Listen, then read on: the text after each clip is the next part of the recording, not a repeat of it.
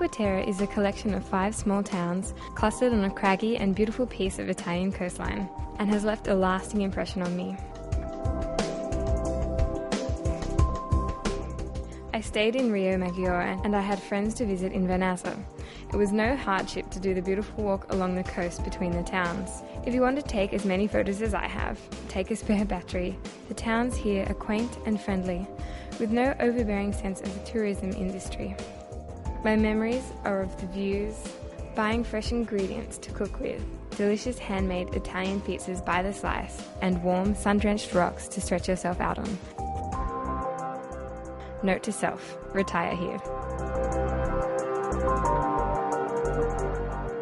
Venice is a maze. I never used a map, but I also never got back to my accommodation via the same street. If you don't have a good sense of direction, I would travel with a friend who does.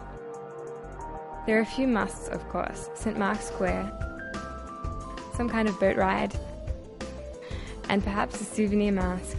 Venice on the cheap means lots of takeaway slices of pizza, and there's no better way to do that than an old-fashioned pizza crawl, ending of course in a tub of gelato. My friends and I agonised over which watercolour print to buy to immortalise our trip. On our last day in Venice, we realised we were short of time and made a mad dash through the windy cobbled streets. I don't know how we found that store, just as it was about to close, but our 2 prints will be treasured all the more. Siena was a magical place. There must have been something in the water and it caused Il Palio fever.